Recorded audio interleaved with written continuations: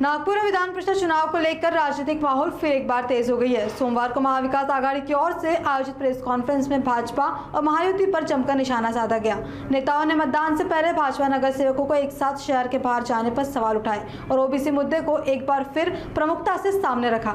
वहीं महाविकास आघाड़ी ने कांग्रेस उम्मीदवार की जीत का दावा भी किया है। सर्व महाविकास आघाडीचे दराचे सर्व नेते आम्ही एकत्र आहोत आणि आम्ही सर्वांनी निर्णय घेतला की नागपूरची महाविकास आघाडीतर्फे विधान परिषदेची निवडणूक आम्ही लढवणार म्हणजे लढवणार। किती दबाव आणला, किती काही प्रॉब्लेम केले, काही झालं, पण आमचे उमेदवार आज मैदानात आहे। आणि जे कालपर्यंत सांगत होते की आम्ही एक संघ आहोत, आम्ही आमचे खूप मोठ्या मताधिक्याचा फरक आहे, तो फरक जाणवत नाही आम्हाला। आज कुठेतरी अशी परिस्थिती झाली की त्यांना त्यांचे नगरसेवक घेऊन पळावं लागलं आणि जिल्ह्याचे पालकमंत्री सांगतात की ते खर्चाने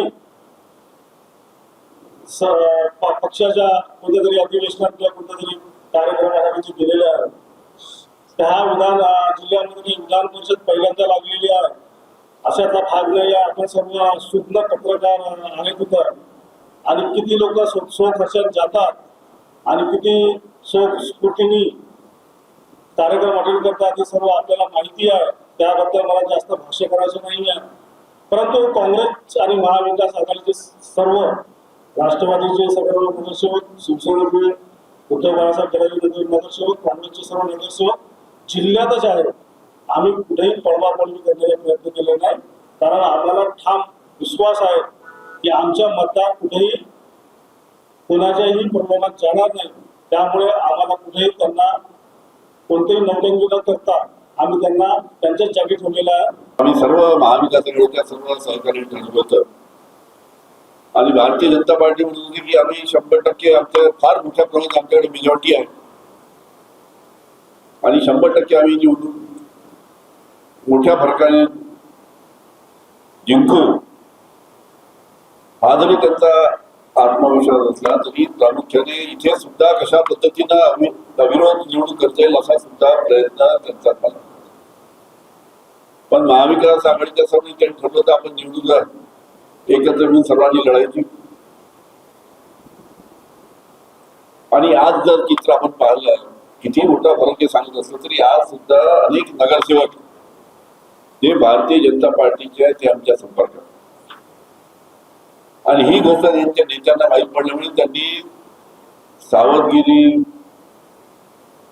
उपाय म्हणून त्यांनी आपले जे नगरसेवक आहेत कोणी उज्जैनला पाठवले, कोणी गोव्याला पाठवले आणि कोणी कुठे पाठवले।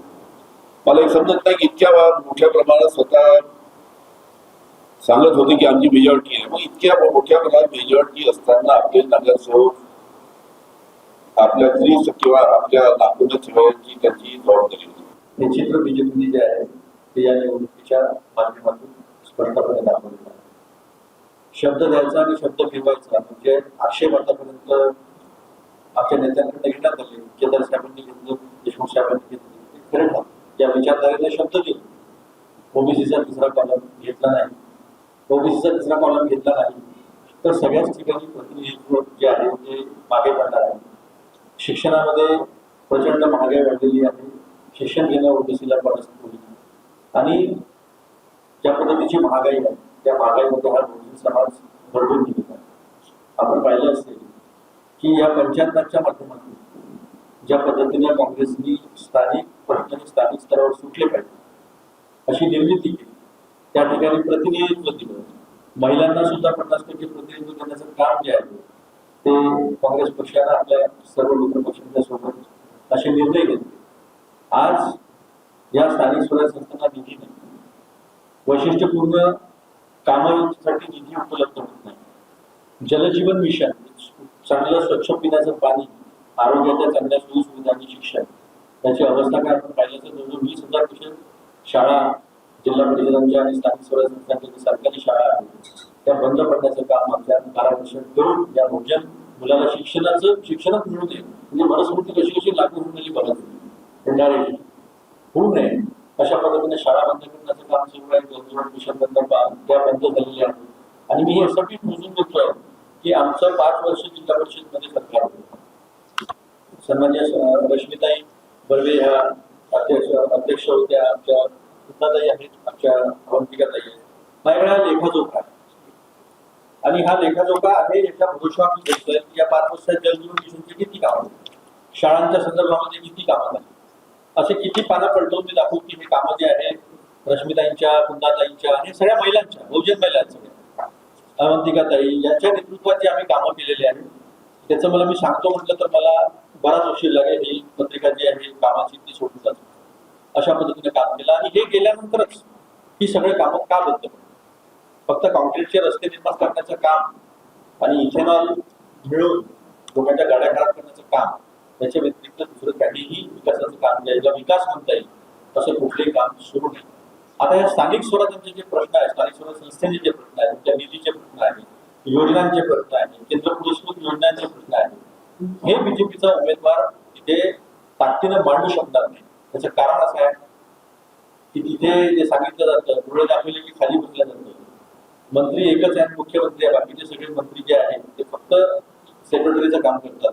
मुख्यमंत्र्यांना त्यांना काही अधिकार नाही. अशा परिस्थितीमध्ये या स्थानिक स्वराज्य संस्थांचे प्रश्न मांडण्याची संधी, कारण मी अशा पक्षाच्या अशा विचारसरणीतून येतो की जी समानता मानते. सर्व महाविकास आघाडीचे घटक दलाचे सर्व नेते इथं आम्ही एकत्र आहोत आणि आम्ही सर्व